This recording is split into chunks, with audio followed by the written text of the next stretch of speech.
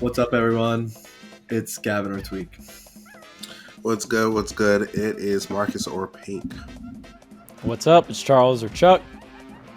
What's going on, everyone? You got Matt or Haz bringing it in.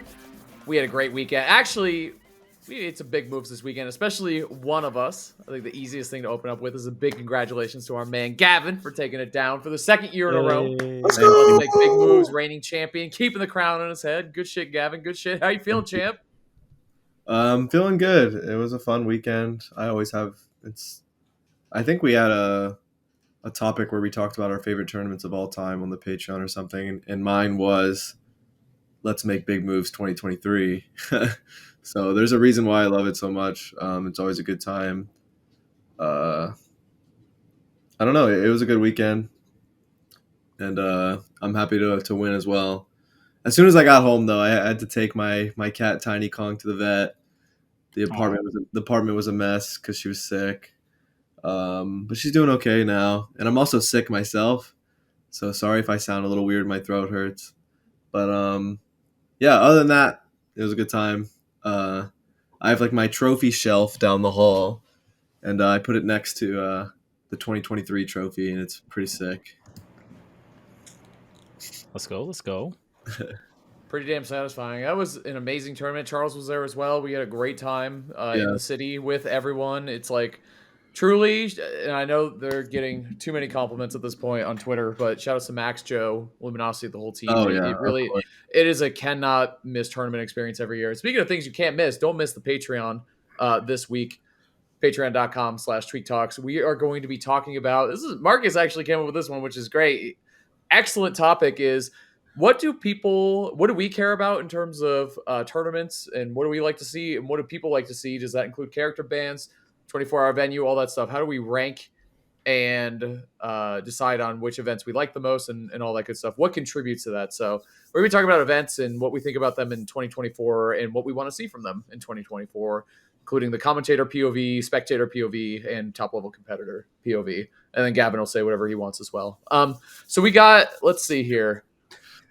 A lot to talk about. Also, Umebura, fantastic tournament. Fantastic. I think truly some of the best I've ever seen Gluto play in my life, which is amazing.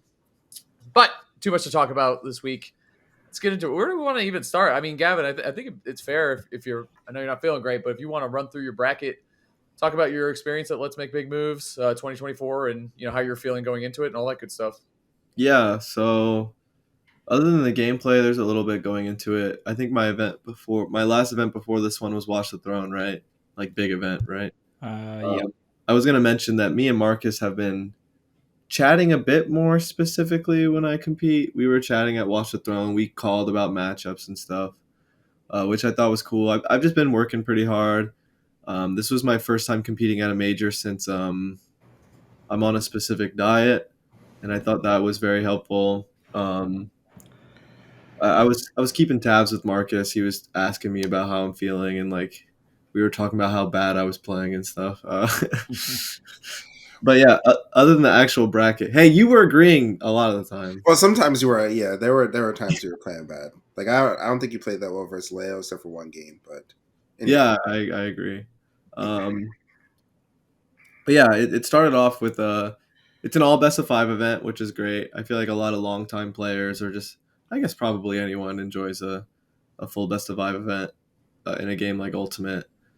But yeah, I did solo Diddy this weekend, which was my plan anyway. But it was a bunch of good matchups, to be honest.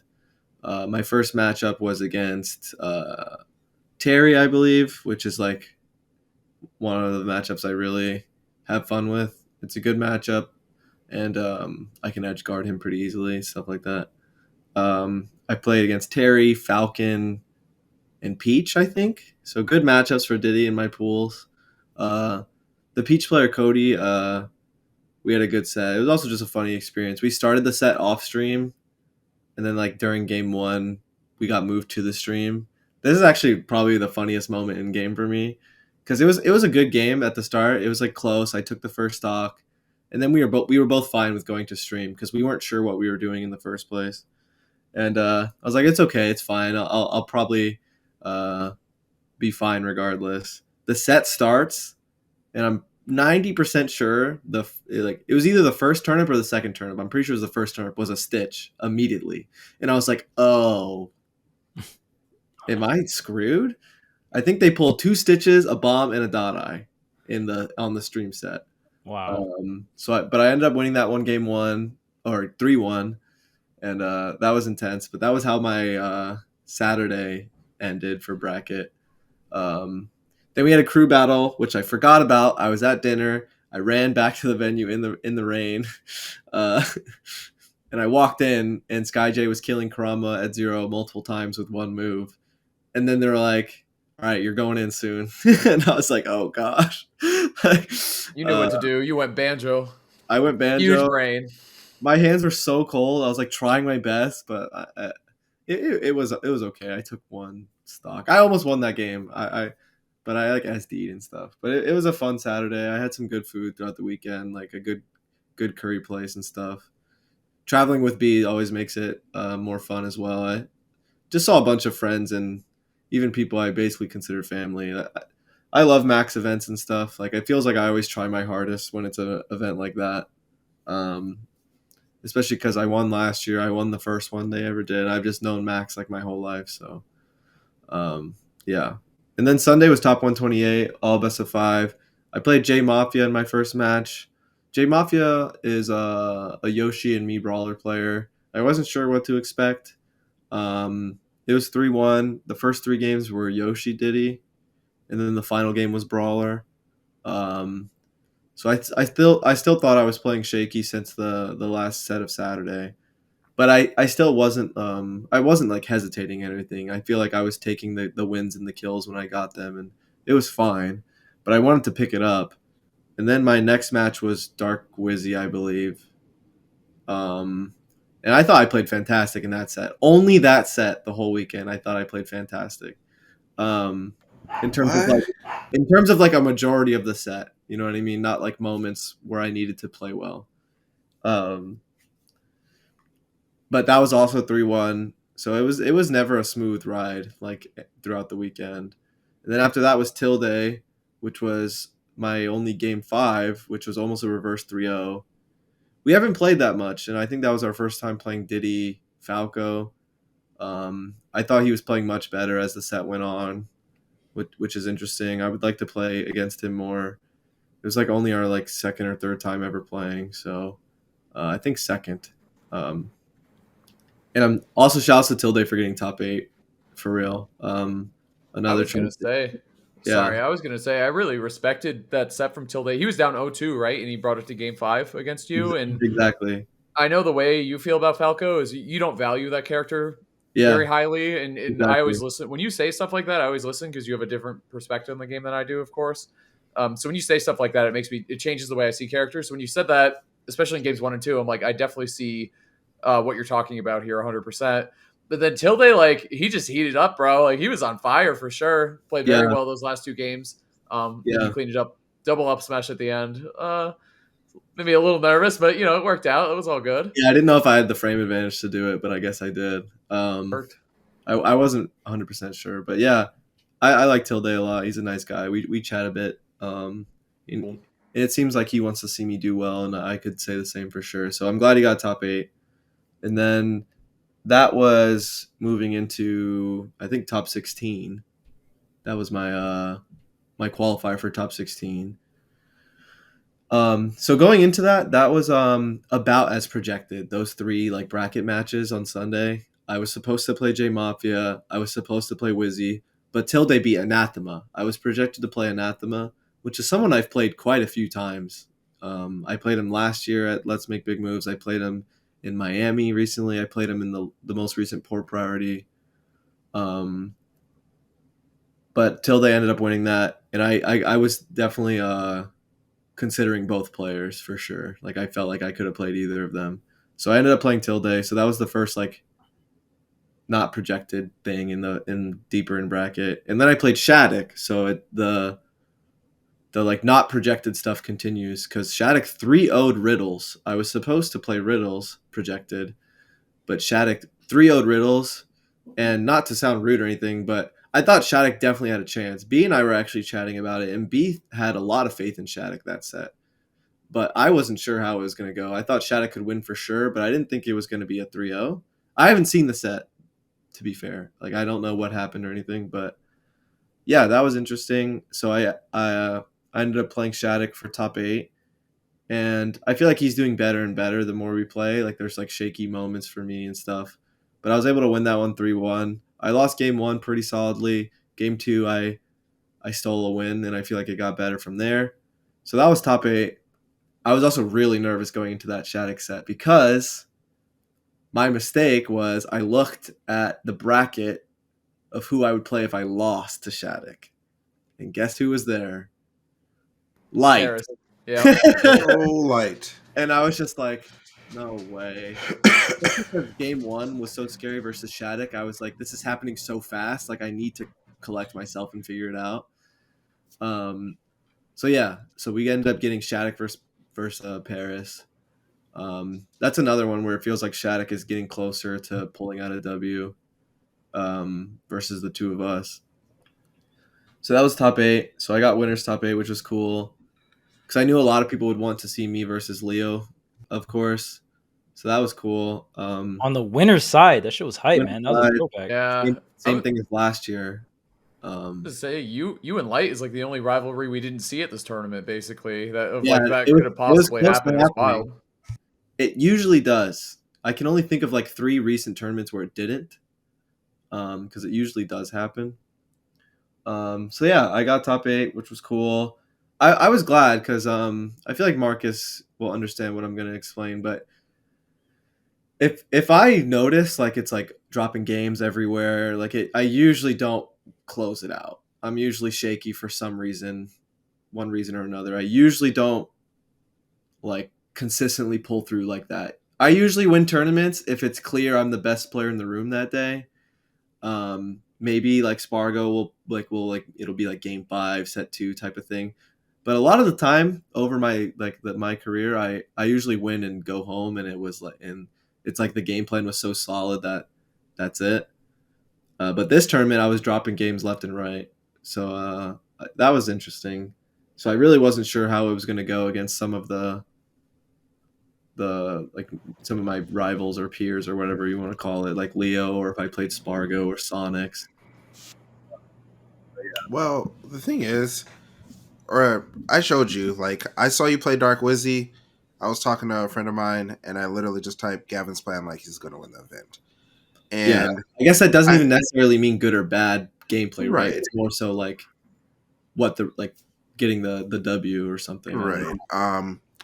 It's more so like when you look comfortable and when you look confident in your decisions, and you're willing to go for things you don't normally go for in a bracket, maybe because you're like worried about losing or worried about being incorrect or worried about like a bunch of different things. Then I'm like, oh no, like he's looking a little shaky. But I was watching your gameplay for that set specifically, and I was like, he's playing well enough to win the event for sure. But then I had to like look and see how everybody else was playing. I thought Leo was playing fantastically that weekend. Everyone, like if you ask Charles, Haz, or me, everyone in the venue, especially the group we hang out, Phil thought he was possibly going to win the event. Yeah, well, unfortunately, I figured he was going to lose to you, which was kind of tough. Oh, okay, that's not even true. I think whoever won game 1 of that set was going to win the set. So I was very happy that you won game 1 because I think you did say that, yeah.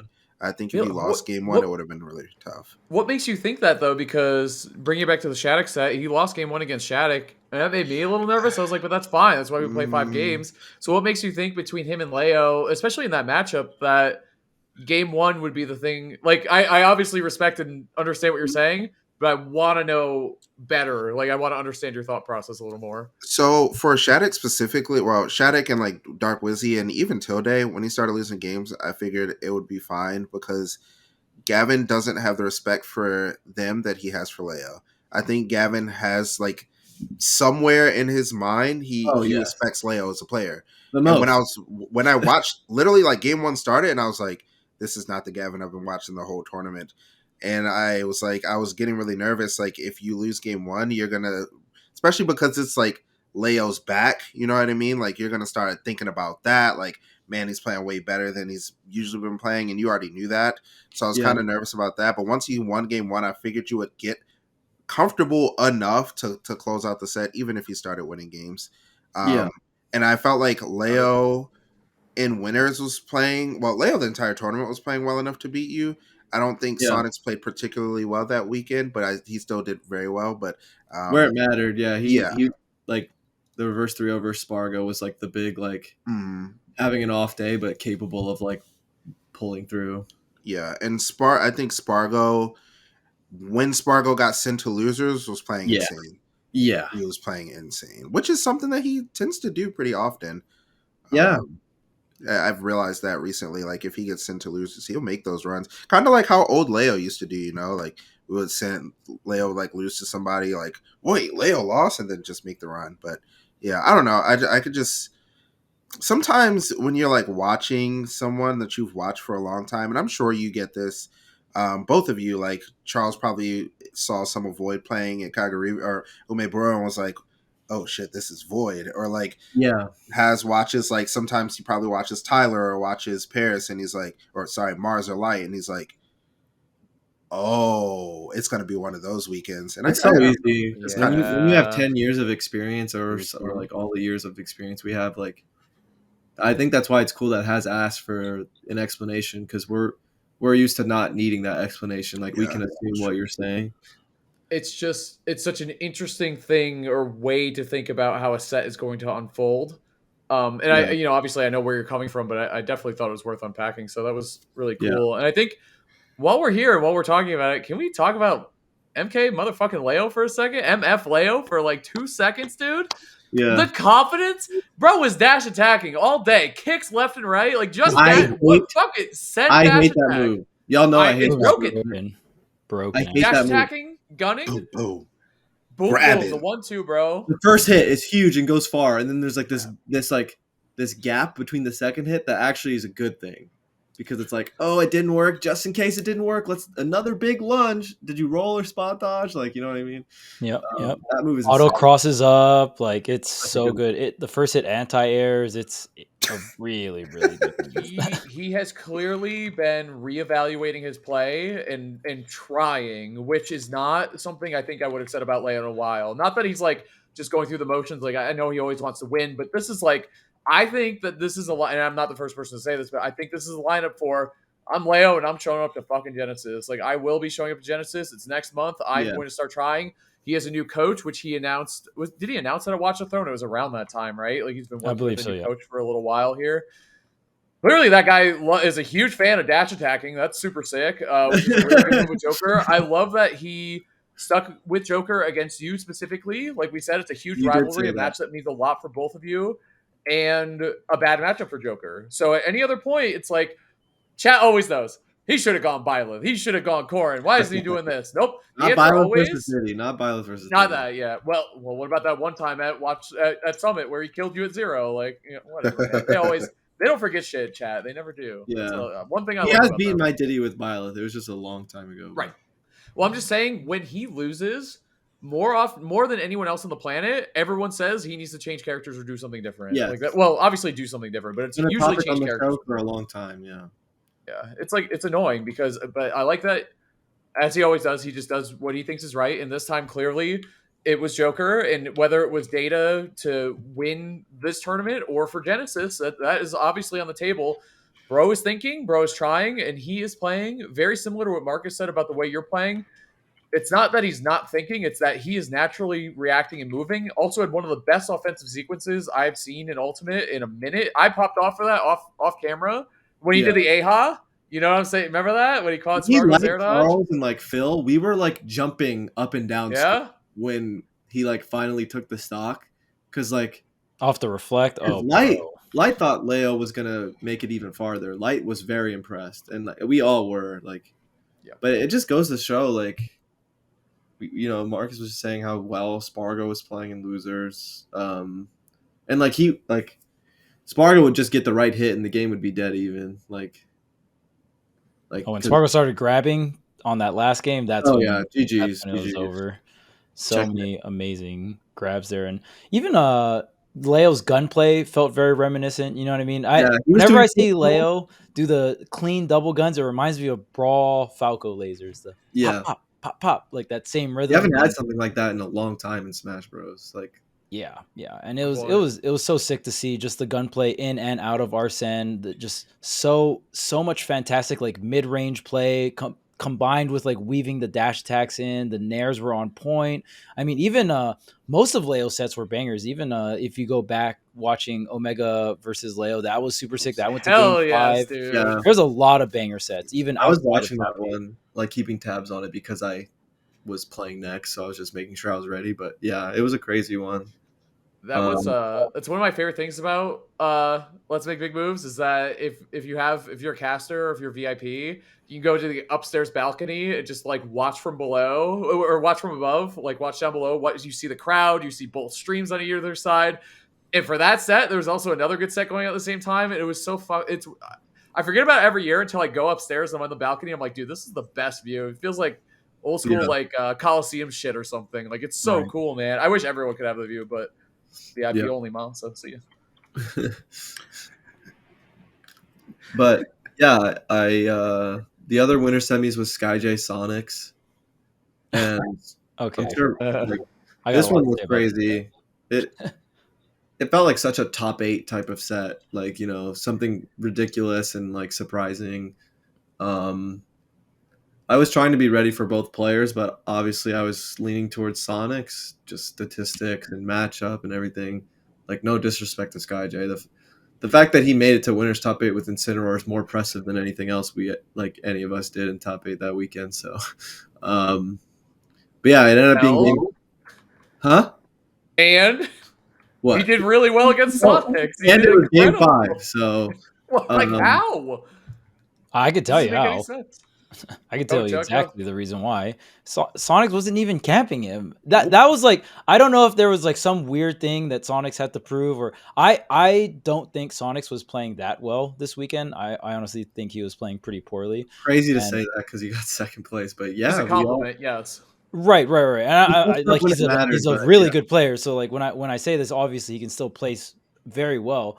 No, it doesn't even matter, right? But specifically in this set, I don't know if Sonix just didn't want to time Incineroar out because it was like top 8 or something, or didn't Yeah. want it to make it boring or something like that. But there's absolutely like the reason why this matchup is good. It's like you're fighting an FGC character, but even worse because Incineroar has even less mobility than an FGC character. And really, the only thing you have to worry about is like when you rip the spin dash, you can armor through it with side B, right? So like there's this mid range burst option that has armor to it, and I don't know. It felt like Sonix wasn't playing to timeout, and it felt like the edge guards just. I mean, maybe he just doesn't have experience. I mean, edge guarding Incineroar doesn't have the greatest recovery, but it is different. It's a different recovery, right? There's armor on the up B, there's armor on the side B, so the way you have to do it is a little different. So maybe he doesn't have experience there, but timing out a slow character should be something that Sonix has a lot of experience in, right? And that's something that I wasn't complaining on the mic because I didn't have to commentate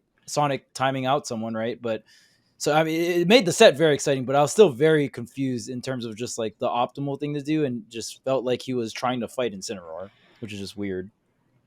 Yeah. I mean, he still won, which is still great. You know, So, obviously, amazing player. like Haz was saying, like y'all were casting up there on the balcony, and I was there too, like just preparing for my top 8 matches and having some space to myself, kind of thing. But I was in front of y'all casting, and I actually that was one of my favorite moments of the weekend because I was seeing y'all at work, but like I was looking at y'all's like faces and stuff. And Interesting. all of you guys did such a good job. I was so invested. Like I could see how much effort you guys were putting into like even just the little things. Like Phil would do something really amazing and he would like take a second to finally get a drink of water, like just working. Oh, the downtime stuff. Yeah. Just like working his ass off. And like Yeah. I was thinking in that moment, this is one of the things I want to talk about the most on the podcast, like how cool it was to see that, like, you know, just a couple feet away from the casters. You guys all did an amazing job, which was cool. because I'm glad I was on the right track, because Phil and Charles, you guys were saying similar stuff to me, like, oh, that felt like such a crazy block, blah blah blah. So I don't know. I'm just proud of y'all. I thought y'all did a cool job, and it was cool to see it, not just hear it, but like physically see it in motion. Mm-hmm. That's Yeah, because cool. you don't get to see that kind of stuff Appreciate often, that, right? yeah. Like I walk by, I can go, like I've been backstage while you guys are, but it's not like I'm not like sitting there waiting for my match while watching you guys commentate a full set, right? Like, Right. but that was amazing. I loved it. It's actually an interesting thing you brought up, because one of our things, so Watch the Throne, like bringing it back to the planning process for that, when we walked in, the unique things we had was 4 unique chairs, and we were like, oh, it's different than Summit because they do like couches and you all sit next to each other and stuff. And I was like, that's interesting. Like, that's cool. I like it. It fits the event very well. Also, we don't really have a choice. We have 4 chairs. It's not like we're going to go out and buy 2 couches. So, yep, we're going to make it work either way. We could have Which I also really ended up liking a lot. But one thing is, in casting, and I'm glad you said this, Gavin, is like we actually physically get into it. You know what I mean? Like when people Yes. do crazy shit, it's like You have to. you feel it, yeah. Because if you're not doing it, like if you ever watch a professional voice actor do it, they fully get into They're it. probably all over the place. Yeah. It helps you enunciate, it helps you emphasize like all that stuff, and genuinely we're feeling it, especially at an event like this weekend or last weekend. And The y'all thing love is, that, clearly, so it is what exactly, yeah. Again, I think that's the most important thing about being a caster. Like, if you don't care, then what's the point of doing it? But anyway, Watch the Throne, everyone's like, "Oh, it's cool. We have our own couches or our own chairs and no couches." I was like, "But I kind of like the couch because, like, when Phil says something funny or Charles sees something on commentary, we turn to each other and we like point at the screen and don't say anything while someone else is talking, right? Like when you hit like Z drop banana down air or whatever, or like you're lining it up, we like look at each other, we're like, ribbing each other and shit, like getting into it. Yeah. It just helps the vibe. So we didn't have that exactly at Watch the Throne because we were like physically separated, but obviously it still worked out fine and had its own vibe to it. But it's cool that you said that because people don't think about things like that, because it's not like you do like an and one mixtape to your commentary, physical approach or whatever. Like it just doesn't happen. So yeah. Appreciate you saying that because cool, especially like yeah. Like y'all are veterans too, especially Phil, right? Like yeah, like I was clearly watching someone who is a professional, like a pro, like I don't know. I hang out with you two so much. I know y'all are amazing at what you do in so many ways, but like I've been hanging out with Phil more in like Ultimate, but I don't know. I was watching a long time professional at work. It was so cool, like all of you. But yeah, it was really in my head. I was like, I'm going to talk about this on the podcast. Like, I don't want it to just be about me or something, because I was already in like top 8 at that point. So I was clearly going to be talking a lot about myself. But yeah, I guess the only things we haven't talked about are my 2 sets with Sonix in winners and grands. He was probably the person I wanted to play the most because there's such a high expectation. I have a high expectation. I think everyone does. We statistically expected Sonix to be in top, probably in grand finals, if we're going to be honest. Right. And I had played Spargo more. I hadn't played Leo in a while, but it felt with Sonix it had been even longer. Last time I played him was the CEO he won over Riddles, which must have been a long time ago. And that is a long time ago. He beat my ass 3-0. But he's also someone I play with a bunch practice-wise. So I don't know. I was like, it's about time. Like if I make it that far, I would prefer to play him more than anyone else. It feels more fresh. But we've also traded sets like that, like where we both like 3-0 each other. So we don't have a lot of sets, but the sets we do, I think the 2 most recent ones are like trading 3-0s. And I hadn't really committed to a full set of Diddy against him in a while. So there's a bunch of reasons. And also he's like one of the best in the world that isn't like, him and Spargo and Miya Acola, they're like kind of grouped in together as like the best right now.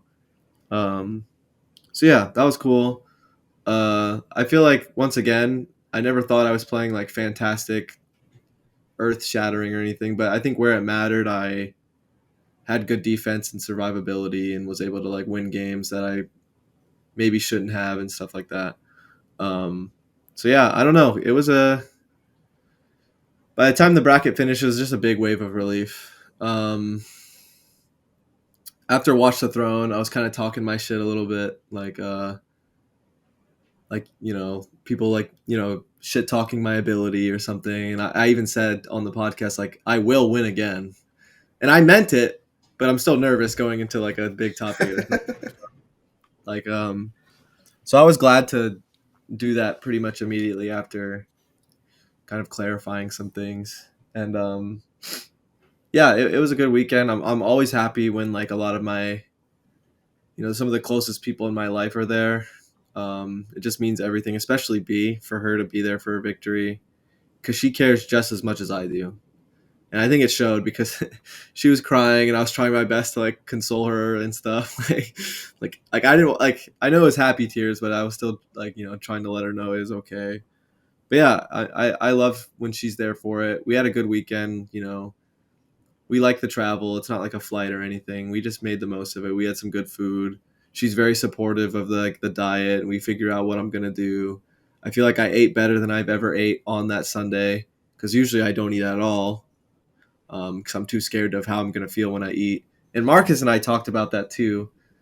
Like, we specifically kind of knew in advance that I was gonna have more energy, because I've lost a lot of grand finals, like get reset or get second place, and there's a clear difference in my energy, I think, and me and Marcus really know that. So we both could tell in advance, like far in advance, like before top 8 started, that I had enough to win. So it was just up to me to actually play it out and win. So yeah, like, I don't know, it was great. And there's also the streak of winning a tournament every year of Ultimate, and I'm so happy I keep getting that out of the way as soon as the year starts. I can get last place for the rest of the year, and I still have an interesting fun fact I can tell people. I think last place would be a little more interesting. Like, how'd you do that? That's hard to do, Yeah. actually. Last place at every tournament? Damn, bro. Yeah. What was I gonna say? Yeah, dude, it was such a good weekend. It really was. Yeah. Shit, you brought up so many good points. You did. Yeah, dude, that picture of you and B and Eazy is so sick. Love that. We didn't even talk about Jay-Z. Eazy. Bro, The Jay-Z Eazy rules. concert went crazy. It was a good time. Like, everyone Genuinely had great guy, by the way. Like, super good vibes, like super fun. Like, was just like, he was so down just to be like, this event is cool. Like, Smash is cool. Obviously, he loves Mega Man, so like that was cool. yeah. He's a Yeah. great guy. It was nice to meet him. I shook his hand a couple times. I took a picture. He seemed to be supporting me. He wanted me to do well, which is cool. But he also said he was a Sonic guy, so he wanted Sonics to do well too. So Yeah, he did say that. I think he got a bit of both. Really? He got a bit of both, but that was dope. He had his own, like, he was like sitting and watching, so he stuck around for the whole time. That was cool. And just shouts to Max for always making Max and Joe for like, the events are special. It might be the same venue as last year, but it's an entirely different event. It was just special for sure. And like I said, like, when it's a Max event, like, I'm not gonna say like he expects me to win or something, but I always want to win for him, because I know he'll, like, I don't know, we're like family. So I love seeing the happiness on his face when I close out one of his events. Like, it's like I think he made a post saying "proud father," so it literally does feel like that. So I don't know. It's like I said recently on the podcast at some point, like, last year was my favorite event ever, and being able to group those memories into, like, winning this kind of event 3 times. I don't know. I'm blessed for sure. And like I said, there's some moments where I got lucky and stuff. So I'm just like making sure I'm ready to play my best next time too. Because the next event is Genesis, which for me is like the opposite of Let's Make Moves tournaments. Like, Let's Make Moves is like my good luck charm, and I've won a few times. Genesis is probably my worst luck type of. I don't want to say luck, but like, I perform the worst. Last year I broke the curse. I finally top 8 at a Genesis, which is a nice little accomplishment. But I've had some terrible Genesises, and it's across the country. I have to expect a lot more out of myself physically and mentally. So I just want to see like how ready I can be for that off of a win, and especially because Leo was playing well at Luminosity Makes Big Moves this year. So it's probably some foreshadowing that he's going to be pretty nuts this year, because he's Mr. Genesis. It's like one of his nicknames. So It's crazy because that's Joker as Mr. well. The Genesis. Joker's warmed up. You are Tristate Tweek. Yeah. Golly. Yeah. Do we catch L's in Tri-State? Nope. Okay, I mean, you didn't win Collision. But you do very well at Collision. I got second. You do very well at Collision. Not the most recent. I got top 8 at the one before that, but yeah. I played Spargo for like 7th. It was tough. Yeah. And the round before that, I played Paris to get into top 8, and I like expanded all of my life's worth of energy to beat him in that game 5. And me and him talk about it all the time. Paris hates me because he's like, every time you beat me, at least like last year, he'd be like, you just lose after because you try so like you're so like specifically ready for me. But that too. Also, shouts to Paris. We played a lot. He was very like he complimented my banjo. He thought it was good, so that's cool because I've been working on that. Don't do that. He complimented Cosmos's Inkling too. You got to be careful with him. Yeah. He's a terrible eye for these things. Maybe he's baiting me, but yeah, I don't know. We had some fun practice. Leading into top 8, we were up on the balcony chatting with each other, helping each other. He was mostly helping me, which is nice because I was in winners. But he helped me get ready for Sonix. I don't know. He's just such a nice guy. Like, he's obviously playing to win, but, you know, when it's all said and done, he was prepared to support me as well. So, like, Paris, genuinely, thank you from the bottom of my heart. We had, like, this, like, movie moment when I was, like, I like, won the event. I didn't know I was going to say this, but I want to say it. It's so cool. Like, I got the trophy and stuff, and I, like, look up at the balcony, and Paris is, like, leaned over, like like Mortal Kombat or something. Bro, holy shit, that's so funny. It was like, you know, like just like this dope ass like movie character like giving me like the sign of approval. Like it was like it sounds silly, but it was emotional. Like, I don't know. I've known him for so long. We've been going back and forth. Like, after Watch the Throne, he gave me like his thoughts on what I should do because I had some tough losses. I used solo Diddy this event, which is something he told me to do, and I told him I would follow it for a few months. Like, I was genuine. Like, I value your opinion as one of the best players to ever do it. So I don't know. Like seriously, that was like a genuinely like core memory for me. Like looking up and seeing him, and he was very like, you know, approving of everything. And I don't know. Like, I look back to Terra where I beat Light. And I wasn't able to close it out, just barely. And I know like how that feels to be someone who's capable of winning, and someone you're close with that you also know is capable beats you and barely doesn't. Like, you want them to be able to close it out for the both of you. And I seriously hate when I can't do that. When I beat someone I care about, that, you know, is capable of winning the event, especially because like, you know, like even like Spargo or something. Like, he's a young, like, I was gonna say up and coming, but he's like goated. He wins all the time, and I hate when I beat someone like him and I can't close it out. Or like Leo, like that's like a classic one, like because I've gotten a lot of second places and a lot of close losses, so that's a good feeling too, because I do genuinely care about all of my peers, especially the ones I've known for a long time. I respect them a lot, and yeah, I mean, just a good weekend. I'm proud for a bunch of reasons. Yeah, I mean, that's sick that you were able to like stick it out with the diet. I think there was a lot more than just the tournament matches going on, right? You at least. So it sounds like everything came together and everything went really well, dude. The matches were so sick, dude. Like that whole event, if you've never been to a EMG event like the LMBMs and Miami, right there, you seriously check them out. They're amazing. Grassroots, like straight grassroots events, so you get that grassroots experience, and it's phenomenal, man. Yeah, for sure. I was gonna say the diet thing. You remember when you won? Because I had to take a train home early. I texted you. I was like, you know, whatever. Congrats. I'm so proud of you and stuff. And I was like, the diet, like in all caps. I was like, it came through, dude. It came through. You know what's crazy? Because around like, you know, Sunday or so, where I'm in winners and I'm like obviously like on a decent track to playing well, B hit me with the, if you win, you want to have a cheat day? Like she was like, you deserve it, blah blah blah. And especially when I did close it out, I was so close to getting like a slice of pizza or something. But when we went out to eat after, I will say I stuck to it because, you know, nice, dude. It's not the end of the road from winning one tournament. You know what I mean? You want to win the next one too, and I want to stick to the diet. So that was a big deal. Not get that Oreo shake. I did not. I saw that picture though. I was looking at that picture. So Just yeah, looking at the pictures enough sometimes. Well, that's all you it, need. it Get you sounds through so the meal. stupid, but that it's something I'm proud of, and also just how the weekend went. Like I got lucky a couple times. Like it hasn't. I don't think it's hit me still that I won.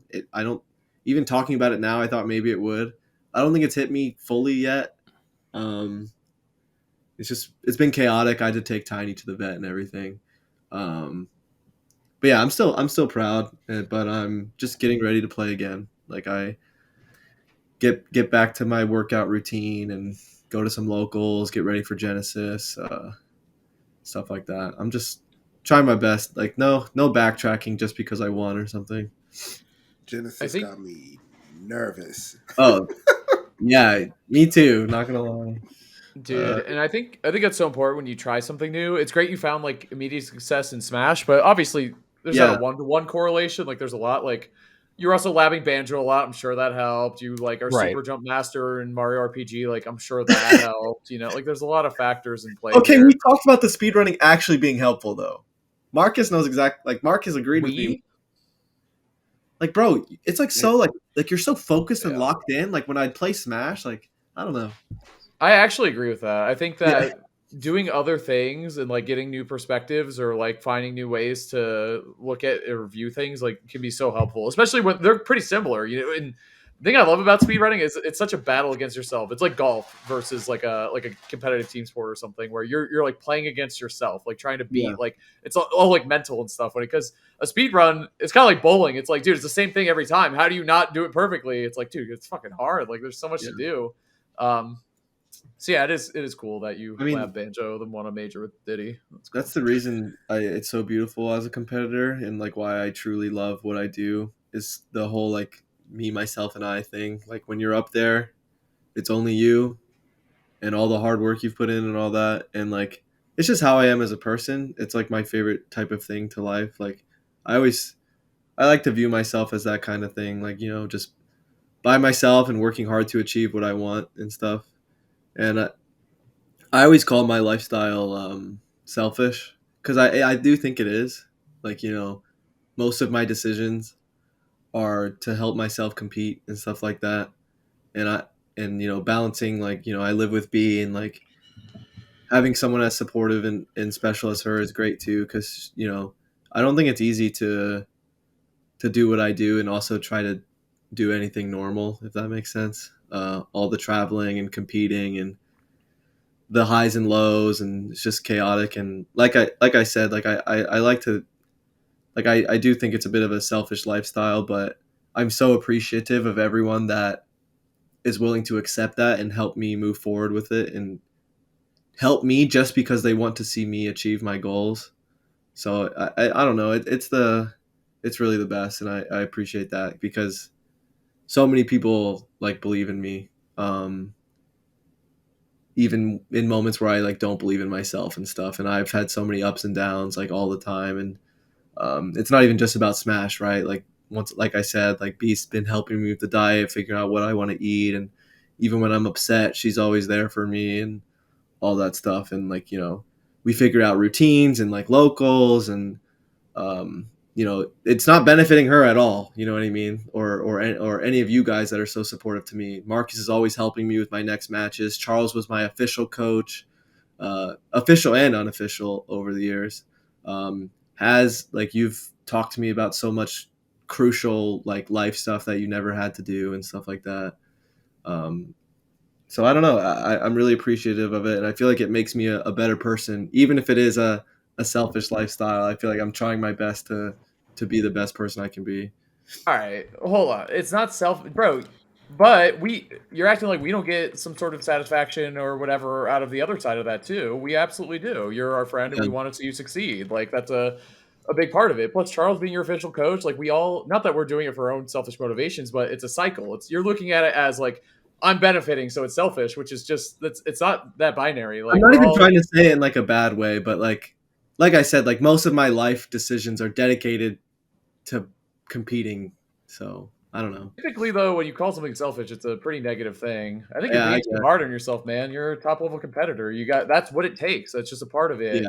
It's good to reflect and think about it and have that perspective and try to be aware that other people are making sacrifices helping you. But bro, you've helped all of us too, all of us, including B. Obviously, that's how a good friendship, a good relationship works, is that you just help each other, and there's no expectation that something will be done on the other side. It just kind of happens naturally. So don't be so hard on yourself, and don't try not to look at it so negatively, because it's a good thing, man. It's all good. You know, it's how I am, I guess. But Yes, I do. Yes. Basically, thank you to everyone. And yeah, it was a good weekend. But I did go right to watching Umebura that Sunday night. Yes. It was tough to go to sleep after a weekend like that. So I did have Umebura to watch. Shouts to Gluto for beating Miya in winners with Wario. He was very clearly prepared. I don't want to spoil too much because I don't know if he's keeping any of it a secret. But he was very, very clearly prepared for Steven Game & Watch, even if he did end up dropping some sets and everything. But he had a tough bracket. He had to fight like Min and Game & Watch and all that stuff. And shouts to Zamba and Cosmos for making the trip all the way out to Japan. I know y'all are still there and making the most of it. There's going to be a couple other tournaments. I'm rooting for all of you guys, especially because you guys were supporting me while y'all were busy too. Thank you for the messages. I was trying to help them with their matchups like Zamba and stuff. So yeah, that was awesome. Also, shouts to Toriguri getting top 16 with Banjo-Kazooie. Crazy. To be honest, dude. He did beat Zamba, which I tried my best to help Zamba out in advance, but he ended up beating Zamba. But Zamba ended up having a pretty good losers run anyways. Ninth, I believe, Zamba ended up getting. Void. I thought you were playing very well and very confident, and I would love to see you play more, but that's up to you. I don't know. You know what? No, it isn't. It's up to us. Void, you're playing again. Sorry. Taking it away from Mars. We might as well get this out of the way. Mars, like, pick up the stick, bro. That's it. Mars and Void, let's just take them and knock their heads together and make them play Smash. Come on, guys. Get it together. We need you back. But yeah.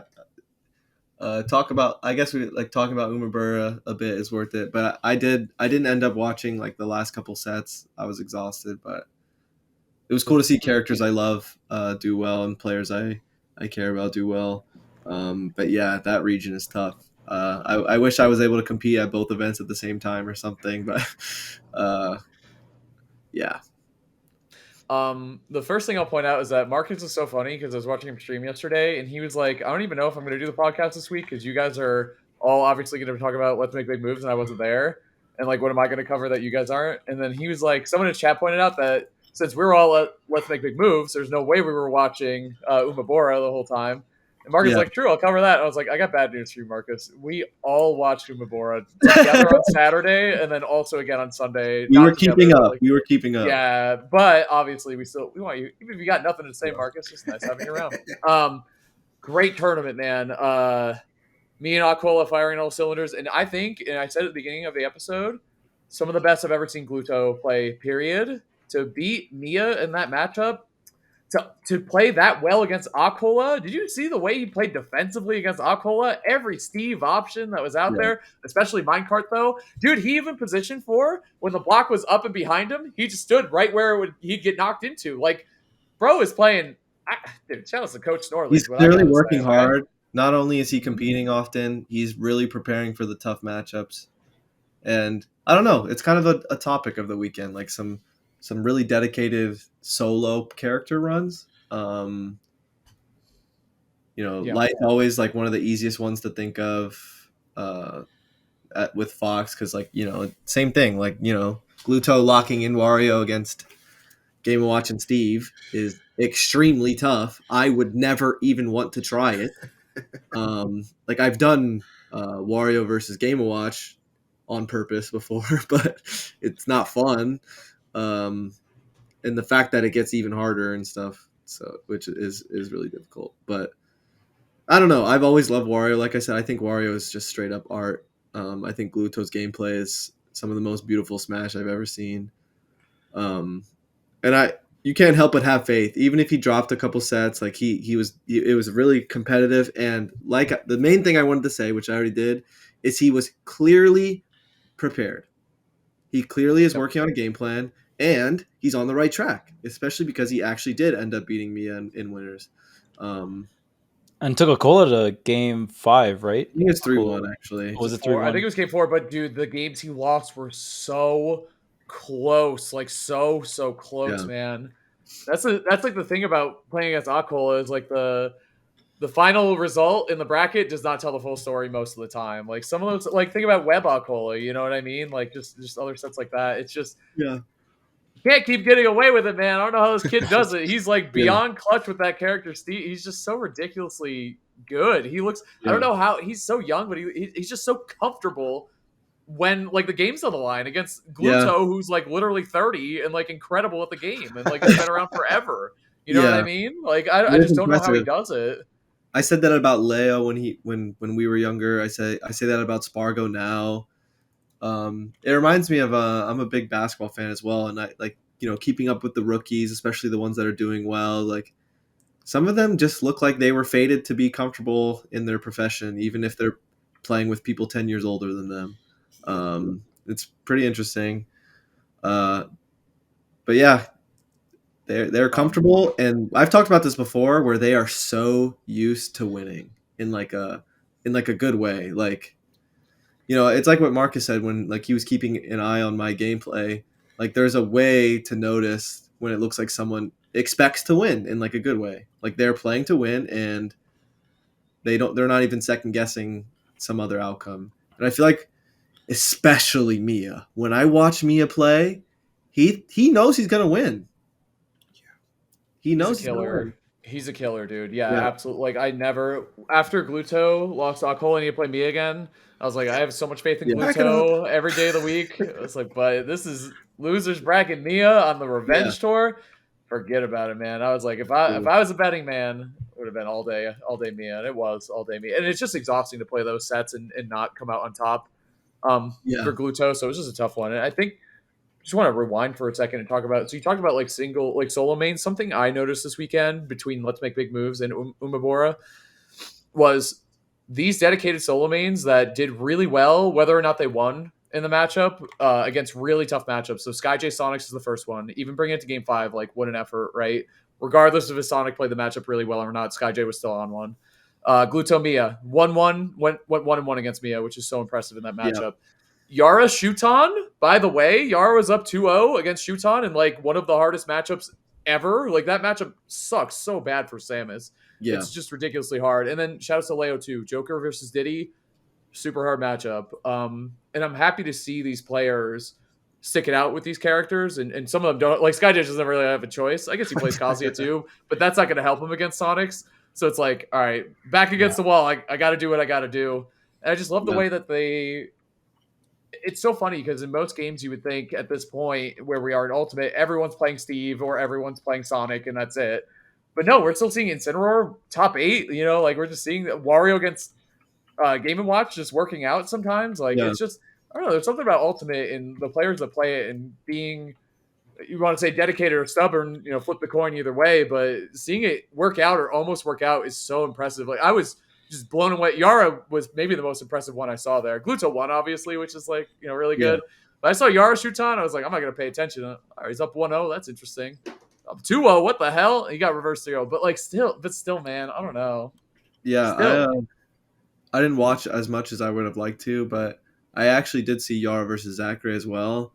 And it was genuinely terrifying to see how dominant Yaura was versus Zachary.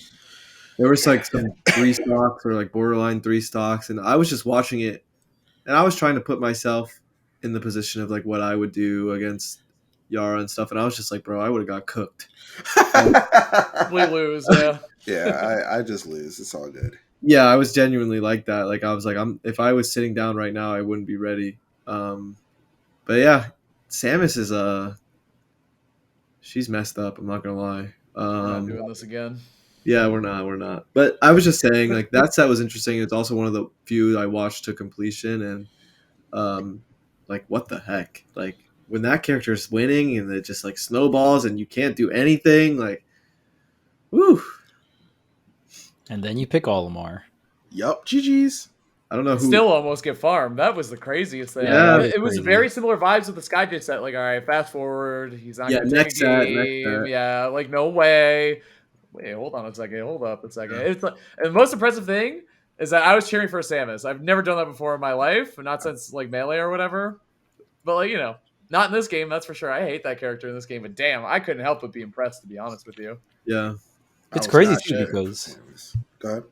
yeah, it's just crazy too because it's not like, oh yeah, Yaura is beating someone's pocket Olimar or whatever, right? Like these are character This is the specialists. best almost. Right, exactly. So it's like all these matchups that we're talking about in terms of like bad matchups, they're against character specialists too. So it just goes to show how like underdeveloped this game actually is, right? And you could say that for both ends, where it's like, oh well, you're supposed to actually really win this matchup, but like they're maybe not executing it correctly, or maybe just the base game of Ultimate's just balanced to the point where it's like even if it's a bad matchup, there's always there's always some kind of way where you can find a win condition and all that jazz. So it's a very interesting concept. Yeah.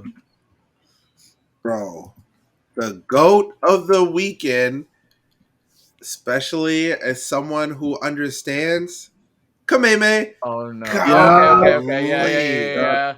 Kameme My and Kameme, guy. man. He brought the kid out. Kameme. True. Kameme. Bro. The pictures of Kameme were amazing. Like the Yes, pop off, dude. the one with his child was amazing. Like really dope. He's just a GOAT, man. I think we've all been fans since Smash 4, and to see him. I've never played you know- Kameme in a tournament set in any Smash. Really? Wow. That is so wild to think about. I use that fun fact all the time when Kameme is like a topic. I always mention that, and everyone has the same reaction as y'all. Like, what the heck? No way. How's that possible? Yeah. Never. The thing I was gonna say is, I'm so happy to see him do well in the tournament, but just like looking happy with his kid too, because there was some not such great news that came out, and it's like you never know how things are going, and I'm just happy to see bro doing well. Honestly, he's great. Fourth So place? just to go. Yeah, he What's got that? fourth. Dude, his Good run job. was kind of crazy. Yeah. I looked His at what? who he His beat. run? His run, like he beat Did he Ken. use a bit of all of his characters too? I think he used Sheik against Tweek and I think Joker. He Or used Sheik he and- scammed. Sora. Who did he scam? Who did he scam a win against? It was the funniest thing. Ruffalo. Ruffalo. He scammed a win against Ruffalo because he was about to lose. He was like down in stock and he was like 100% and he just did the Sheik Forward on air, Town and high City. five. Forward air. What a forward pity. air. That Classic. character's so bad damage. Blah, blah, blah, can't kill. What a pity. I mean, Wait, we're who was starting- playing Kameme or character, right? Kabebe when they were playing Sheik? Come on, that character's easy. Well, we're starting to see her a lot more. I mean, Web She's good. on stuff, and then Void Maybe. showed up, and dude, like watching Void Sheik. I'm sorry, there's just no other Sheik like it. Like The The Edgar's versus Ashimo. the confirms that Mhm. he's doing, just they're ridiculous. Like when I was watching him fight Acola, and he was doing the like up air drag down knee forward tilt because there's a specific Yeah. forward tilt knee hitbox that lets you like combo Steve Long. I was just getting mad. Like, why doesn't anybody? The Like, crazy thing about that knee hitbox is even if you DI it out, it looks like you DI'd forward tilt in. That's how Yep. like good that hitbox is. Yep. So they just fly straight up and you can do whatever you want. he just That like character is so ridiculously viable. Oh yeah, Top tier. Like- But yeah, shouts to Webb. Also, not a top tier character necessarily, but we were talking about like Banjo getting top 16, but Oolong's Wii Fit got top 16. my Oh goat. yeah. Yeah, The you game tried on to hide Leo. the smile for a second, but the smile came out when I said My goat, bro. Okay, so the funniest thing is I hate my regions, like the best players of my region. I hate that they all use bad characters. They Yeah, all yeah. like it makes me very upset. Like, why am I watching Peanut Little Mac get top 16? It's like, Yeah, pick a good character. I'm watching Smub versus Light. I'm Quid like, Plumber, Smub, yup. I'm like Smub's about to get a double on Light, but I said the same thing. That Light needs to be careful, dude. needs Charles to be doesn't careful. believe in me. Oh, dude, that it's not as easy as it looks, but I Lights said that go matchup's like on. even. Light It's is so so- scary. It's so Yeah. scary for Fox, man. He just dies. it. I know, Gavin. It looks not that way. even. It's not even. I think Fox wins. Yeah. Nope. I mean, I don't know. Marcus, we know. Marcus, we know. I would That's I it. would Move say on. See ya. as Oh, someone who's experienced watching it a lot, I would say Yeah. that I value it's what you have to even, especially because like Smub is not nearly as good of a player as Light. Like honestly, he's just not. So I think it comes down to a lot of like a player difference in that sort of thing. Um, He's very good though. yeah, he's very good. And then Oolong, like you're just like you're popping off at Coinbox IRL, like you're popping off here, and you're on Wii Fit. Like, why can you all just pick a good character? Oh, baby's home. look what happened. You guys got his big top tier. Jamaican Marcus's We baby. all Yeah, hate died. Wii Fit. He exactly. said all we hate fit. We Fit Marcus's and baby Ridley. went We off. hate it. We hate it. We No hate Little it Mac. here. Yeah, but I mean, shout outs to Oolong. I'm glad that he's doing well, and I think he's been considering picking up a secondary as well. He's played Bayonet against me recently. I know he played Bayonet against Today, so Okay. yeah. I mean, see you, baby's crying. See you. Good. I mean, we're gonna Wow. wrap it up anyway. Good I Smash think weekend. so, yeah. We're gonna get into the Patreon bonus content. Thank you so much. It was a great weekend for Smash. Yeah, thank you so much for supporting the show. We're gonna get into the Patreon, and yeah, that about wraps it up. Thank you so much. Bye.